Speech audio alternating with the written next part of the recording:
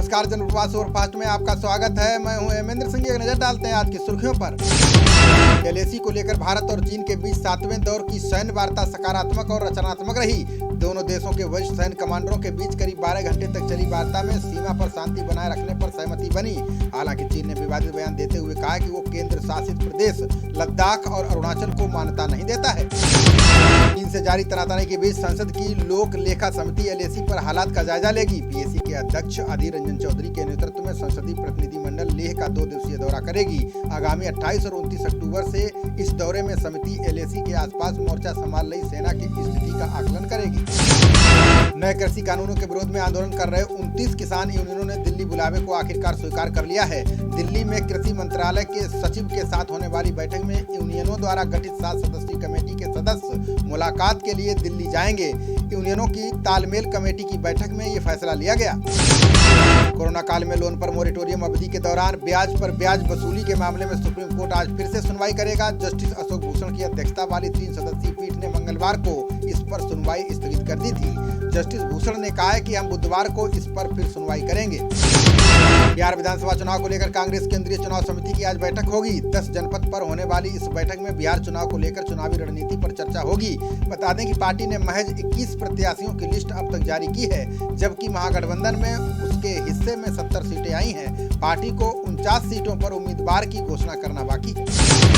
राष्ट्रीय मानवाधिकार आयोग ने मंत्रालयों और राज्य सरकारों को परामर्श भेजकर लोगों के मानसिक स्वास्थ्य सहित मानवाधिकार के संरक्षण पर जोर दिया है। एनएचआरसी ने कहा है कि पूरे देश में अभूतपूर्व और असुरक्षित परिस्थिति बनी हुई है। ऐसे में हाशिए पर रह रहे वर्गों पर महामारी और लॉकडाउन का प्रभाव गंभीर चिंता का विषय है। राजस्थान के मुख्यमंत्री अशोक गहलोत ने कोरोना के विरुद्ध जन आंदोलन तथा नो मास्क नो एंट्री अभियान को सकारात्मक बताया है। उन्होंने कहा कि भारत सरकार ने भी इस अभियान को लेकर हमारे प्रयासों की सराहना की है। केंद्र सरकार ने अन्य राज्यों से भी अपेक्षा की है कि वे भी ऐसे अभियान चलाकर लोगों को जागरूक करें। दिल्ली सरकार ने नगर निगम के बाड़ा हिंदूराव अस्पताल को कोविड-19 अस्पतालों की सूची से हटा दिया है। इस अस्पताल के डॉक्टर वेतन नहीं मिलने की वजह से हड़ताल पर हैं। उत्तरी दिल्ली के महापौर ने बताया कि अस्पताल में ओपीडी सेवा शुरू हो गई है। बता दें कि बाड़ा हिंदूराव अस्पताल 14 जून को कोविड-19 अस्पताल घोषित किया गया था।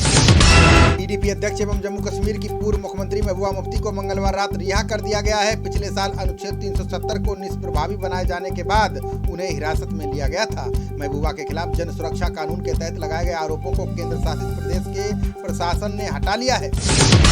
महबूबा मुफ्ती ने रिहाई के बाद एक ऑडियो संदेश जारी कर जम्मू कश्मीर के लिए संघर्ष का ऐलान किया है। महबूबा मुफ्ती ने ऐलान किया है कि अनुच्छेद 370 की बहाली के लिए वे फिर से संघर्ष शुरू करेंगी। अपने ट्विटर अकाउंट पर करीब 1 मिनट 23 सेकेंड के संदेश में महबूबा ने कहा है कि मैं आज 1 साल से भी ज्यादा अरसे के बाद रिहा हुई हूँ। पीएम मोदी और सीएम योगी पर अभद्र टिप्पणी करने के आरोपी मथुरा के कोसी कलां नगर पालिका के सभासद को गिरफ्तार किया गया है। कोसी कलां के थाना प्रभारी ने बताया कि कस्बे के एक हिंदूवादी संगठन की ओर से शिकायत की गई थी, जिसमें कहा गया है कि असलम कुरैशी ने अपने फेसबुक पेज पर अशोभनीय टिप्पणी की है। पूर्व केंद्रीय मंत्री चिन्मय अनंत पर शोषण का आरोप लगाने वाली छात्रा अपने बयान से मुकर गई है। छात्रा के आरोपों से मुकरने से अभियोजन पक्ष ने उसके खिलाफ झूठा बयान देने के आरोप में मुकदमा चलाने की अर्जी दाखिल की है। एमपी एमएलए कोर्ट के विशेष न्यायाधीश ने अर्जी को दर्ज करने के साथ ही इसकी प्रति पीड़िता को देने के आदेश दिए हैं। मनी लॉन्ड्रिंग मामले में आईसीआईसीआई बैंक की पूर्व सीईओ चंदा कोचर के पति दीपक कोचर को मुंबई की विशेष अदालत ने 17 अक्टूबर तक ईडी के रिमांड पर भेज दिया है। ICICI bank Videocon money laundering case में ईडी ने पिछले महीने दीपक को पीएमएलए कानून की धाराओं के तहत गिरफ्तार किया था। आम्रपाली मामले में सुप्रीम कोर्ट ने आरबीआई से एक अधिकारी नियुक्त करने को कहा है। ये अधिकारी कोर्ट रिसीवर और फंडिंग करने वाले बैंकों के साथ समन्वय स्थापित करेगा। इसके पीछे मकसद ये है कि बैंकों द्वारा आम्रपाली प्रोजेक्ट के फंडिंग में आ रहे व्यवधान का निपटारा किया जा सके। मद्रास हाईकोर्ट ने चुनाव आयोग से कम 25,000 सदस्यों वाली पार्टी को ही मान्यता प्रदान करने को कहा है। हाईकोर्ट ने कहा है कि तमिलनाडु में बहुत सारे गैर मान्यता प्राप्त सियासी दल लोगों से चंदा वसूलने के इरादे से काम कर रहे हैं। चुनाव आयोग को ऐसे दलों पर रोक लगाने के लिए कार्रवाई करनी चाहिए। अदालत ने इस मामले में चुनाव आयोग, गृह मंत्रालय और विधि विभाग से भी जवाब मांगा है। परमाणु ऊर्जा एवं अंतरिक्ष राज्य मंत्री डॉक्टर जितेंद्र सिंह ने कहा है कि इसरो की अंतरिक्ष अनुसंधान यात्रा में अब निजी भागीदारी भी होगी। इसके तहत अंतरिक्ष के सदस्यों ग्रहों से संबंधित शोध परियोजनाओं और अंतरिक्ष यात्राओं में निजी क्षेत्रों को मौका मिलेगा। इसके लिए मंत्रालय ने निजी क्षेत्र को अपना आवेदन भेजने के लिए कहा है। मध्य प्रदेश के उपचुनाव प्रचार में कोरोना गाइडलाइन को लेकर हाईकोर्ट सख्त हो गया है। हाईकोर्ट ने कई बड़े दिग्गज नेताओं के खिलाफ मामला दर्ज करने के निर्देश दिए हैं। इनमें केंद्रीय मंत्री नरेंद्र सिंह तोमर, ऊर्जा मंत्री प्रद्युम्न सिंह तोमर और मुन्ना लाल गोयल के नाम शामिल हैं। वहीं कांग्रेस के भी कई नेताओं के नाम शामिल हैं। बिकरू कांड के मास्टरमाइंड रहे विकास दुबे से जुड़ी फाइलें कानपुर कलेक्ट्रेट से गायब हो गई हैं। ये 200 फाइलें विकास दुबे के आर्म्स लाइसेंस से जुड़ी बताई जा रही है। इसको लेकर कानपुर के डीएम ने कोतवाली में एफआईआर दर्ज कराई है। इसके साथ ही इस विभाग से जुड़े बाबू विजय रावत के खिलाफ भी रिपोर्ट दर्ज की गई है। यूपी के गोंडा की पीड़िता के मामले में सीएम योगी सख्त हो गए हैं। सीएम योगी ने एसपी को निर्देश दिया है कि वे दोषियों के खिलाफ सख्त कार्रवाई करें। इसके साथ ही सीएम ने पीड़िता को 5 लाख रुपए की आर्थिक मदद देने का ऐलान किया है। वहीं एसपी गोंडा को सीएम ने चेतावनी दी है कि ऐसी घटना दोबारा नहीं होनी चाहिए। इलाहाबाद हाईकोर्ट की लखनऊ बेंच ने हाथरस मामले में सुनवाई की है। इसमें कहा गया है कि हाथरस मामले में पीड़िता के शव का रात में अंतिम संस्कार करना मानवाधिकार का उल्लंघन है।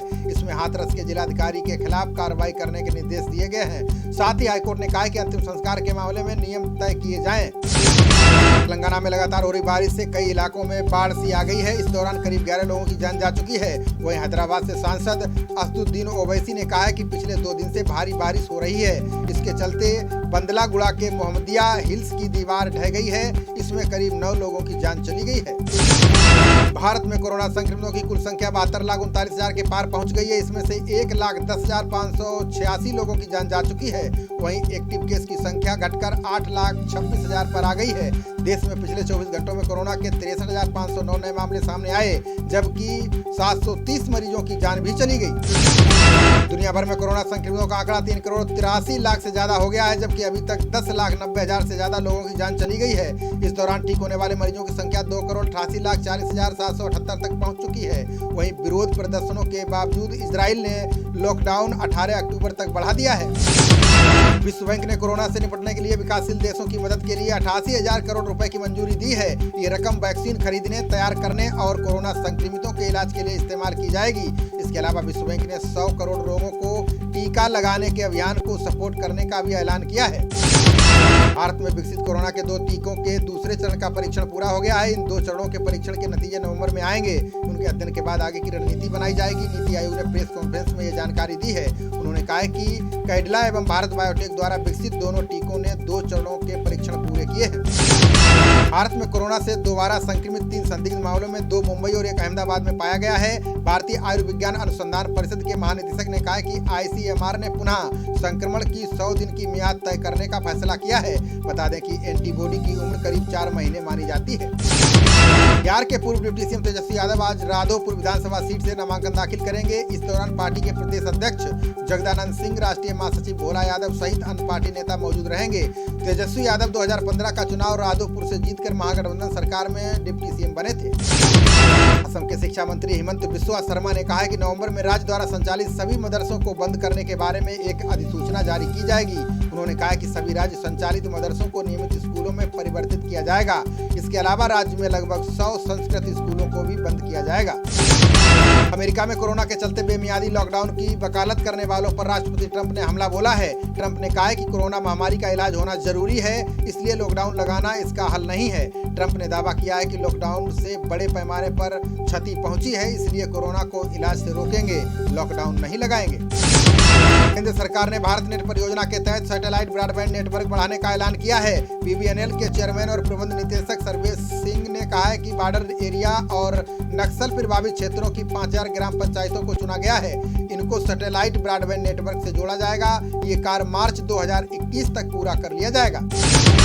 भारतीय तैराकी महासंघ ने तरणताल नहीं खोलने पर बयान जारी किया है। महासंघ ने कहा है कि कई राज्यों में अब तक तरणताल नहीं खुले हैं, इसके चलते किसी भी तरह की प्रतियोगिताएं नहीं हो पा रही हैं। जबकि गृह मंत्रालय ने 15 अक्टूबर से पेशेवर तैराकों के लिए तरणताल खोलने की घोषणा की थी, वहीं महासंघ ने इन्हें खोलने की मांग की है। अमेरिका चुनाव में इस बार हिंदी के नारों की गूंज सुनाई दे रही है। इसमें राष्ट्रपति पद के उम्मीदवार बाइडेन की तरफ से हिंदी में नारे लगवाए जा रहे हैं। चुनावी रैलियों में अमेरिका से ट्रंप हटाओ, अमेरिका बचाओ, अमेरिका का नेता कैसा हो, जो बाइडेन जैसा हो। बाइडेन इन ठेठ हिंदी नारों से भारतीय अमेरिकी समुदाय को लुभाने में जुटे हैं। संयुक्त राष्ट्र की मौसम एजेंसी ने दुनिया भर के देशों को आगाह किया है। उन्होंने कहा है कि भीषण गर्मी, जलवायु परिवर्तन, वनों में आग, सूखा और तूफान जैसी आपदाओं की संख्या बढ़ रही है। इसलिए 2030 तक अंतर्राष्ट्रीय मानवीय सहायता के लिए 50% लोगों की बढ़ोतरी हो सकती है।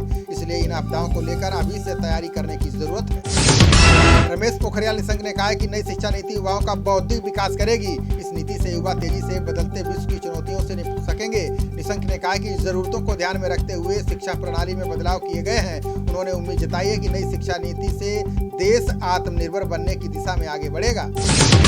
अगले 2 सालों में भारत बहुराष्ट्रीय कंपनियों के लिए पसंदीदा जगह बनने वाला है। सर्वेक्षण के मुताबिक मौजूदा सरकार की नीतियों से भारत में कारोबारी माहौल पैदा हुआ है।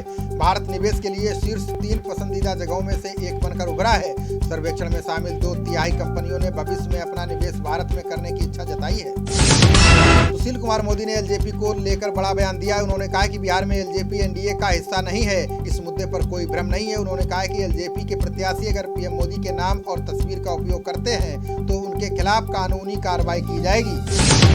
महाराष्ट्र कांग्रेस ने राज्यपाल की टिप्पणी को असंवैधानिक बताया है। मंत्री बाला साहेब थोराट ने कहा है कि कोश्यारी भाजपा शासित गोवा के ही राज्यपाल हैं। गोवा में भी शराब की दुकानें खुली हैं, लेकिन मंदिर बंद हैं। उन्होंने कहा कि मुझे लगता है कि राज्यपाल को वहां भी पत्र भेजना चाहिए। कलकत्ता हाईकोर्ट ने 145 निजी स्कूलों को आदेश जारी किया है। अदालत ने कहा है कि स्कूल कम से कम 20% फीस कम करें। अदालत ने कहा है कि सुविधाओं के इस्तेमाल के लिए गैर जरूरी शुल्क की अनुमति नहीं दी जा सकती। अदालत ने कहा है कि इस याचिका पर वो 7 दिसंबर को दोबारा सुनवाई करेगी। भाजपा की आध्यात्मिक शाखा के सदस्यों ने महाराष्ट्र में धार्मिक स्थलों को खोलने के लिए प्रदर्शन किया। कार्यकर्ताओं ने साईं बाबा मंदिर के बाहर धरना दिया। पुलिस ने 10 लोगों को हिरासत में लिया है, जिनमें आध्यात्मिक शाखा के प्रमुख भोसले शामिल हैं। हरियाणा के विधायक अपने वाहनों पर विधानसभा के निशान वाले झंडे लगा सकेंगे। इसमें सफर के दौरान उनकी पहचान हो सकेगी। विधानसभा अध्यक्ष ज्ञानचंद गुप्ता ने यह जानकारी दी। सीएम मनोहर लाल खट्टर ने एक कार्यक्रम में इस झंडे का अनावरण किया। खट्टर ने कहा कि कई विधायकों ने शिकायत की है कि आम लोगों से अलग न दिखने के कारण टोल प्लाजा पर अपमान झेलना पड़ता है। दिल्ली सरकार ने सीबीएसई को पत्र लिखा है, जिसमें आग्रह किया गया है कि बोर्ड परीक्षाओं के लिए परीक्षा शुल्क जमा करने की अंतिम तारीख बढ़ाई जाए। इसे 15 अक्टूबर से बढ़ाकर 14 नवंबर किया जाए। इससे पहले सरकार ने आर्थिक तंगी का हवाला देते हुए परीक्षा शुल्क माफ करने का आग्रह किया था। राजस्थान भाजपा अध्यक्ष सतीश पूनिया ने गहलोत पर निशाना साधा है। उन्होंने कहा कि राजस्थान में पुलिस ठीक से काम नहीं कर पा रही है। उन्होंने कहा कि मुख्यमंत्री के पास ही गृह मंत्रालय है। ये अपेक्षा की जानी चाहिए कि राजस्थान में अपराध नहीं होने चाहिए। इसके बावजूद प्रदेश में घटनाएं तेजी से बढ़ रही है। कृषि मंत्री नरेंद्र सिंह तोमर ने कहा कि सरकार किसानों की आय बढ़ाने पर विशेष ध्यान दे रही है। इसके लिए खाद्य प्रसंस्करण क्षेत्र में तेजी से विकास किया जा रहा है। तोमर ने कहा कि आत्मनिर्भर भारत का लक्ष्य हासिल करने के लिए कृषि और किसानों की समृद्धि जरूरी है। असम सरकार ने दुर्गा पूजा आयोजन के लिए दिशा निर्देश जारी किए हैं। पूजा समिति के सभी आयोजकों को जिला प्रशासन से अनुमति लेनी होगी।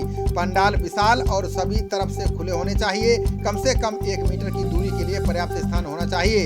एक बार में 10 से 30 से अधिक व्यक्ति इकट्ठे नहीं होने चाहिए। डॉक्टर रेड्डीज लैब ने रूस में बने टीके के दूसरे और तीसरे चरण के लिए परीक्षण को लेकर फिर से आवेदन किया है। हैदराबाद की कंपनी ने भारतीय औषधि महानियंत्रक के सामने स्पुतनिक 5 के लिए आवेदन किया है। इसके तहत मानवीय परीक्षण की अनुमति मांगी गई है। कंपनी ने क्लिनिकल परीक्षण के लिए संशोधित प्रोटोकॉल पेश किया है। केंद्र सरकार किसान रेल से फलों और सब्जियों की ढुलाई पर 50% की सब्सिडी देगी। ये subsidy operation green top to total योजना के तहत दी जाएगी। मंत्रालय ने पायलट प्रोजेक्ट के आधार पर 6 महीने के लिए योजना का विस्तार किया है। इसमें टमाटर, प्याज और आलू से लेकर सभी फल एवं सब्जियों को शामिल किया गया है। 20 अक्टूबर से 30 नवंबर के बीच रेलवे 392 विशेष ट्रेनें चलाएगा।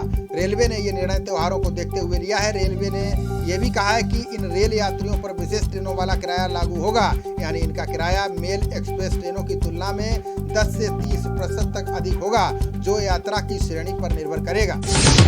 केंद्रीय मंत्री हरदीप सिंह पुरी ने कृषि कानूनों के विरोध को बेबुनियाद बताया। उन्होंने दावा किया कि पीएम मोदी कभी भी कोई ऐसा कदम नहीं उठाते हैं जो किसानों पर प्रतिकूल प्रभाव डालेगा। केंद्रीय मंत्री ने विपक्षी दलों पर झूठ और भ्रम फैलाने का आरोप लगाया है। उन्होंने कहा है कि एमएसपी और मंडी प्रणाली दोनों बने रहेंगे। आईपीएल में धोनी की अगुवाई वाली चेन्नई सुपर किंग्स ने सनराइजर्स हैदराबाद को 20 रन से हरा दिया है। इस जीत के साथ ही चेन्नई ने आईपीएल में अपनी उम्मीदों को जीवंत रखा है। टॉस जीतकर पहले बल्लेबाजी करते हुए सीएसके ने 6 विकेट पर 167 रन बनाए। जवाब में सनराइजर्स हैदराबाद की टीम 147 रन ही बना सकी। आईपीएल में दिल्ली कैपिटल्स और राजस्थान रॉयल्स के बीच आज मुकाबला होगा। इस मुकाबले में राजस्थान अपनी पिछली हार का हिसाब बराबर करने की कोशिश करेगी। आपको बता दें कि दिल्ली ने पिछले मुकाबले में रॉयल्स को 46 रन से हराया था। ऑनलाइनर बेन स्टोक की वापसी से राजस्थान रॉयल्स का टीम संयोजन मजबूत हुआ है। खबरों का सिलसिला जारी रहेगा, देखते रहिए जनप्रवाद। नमस्कार।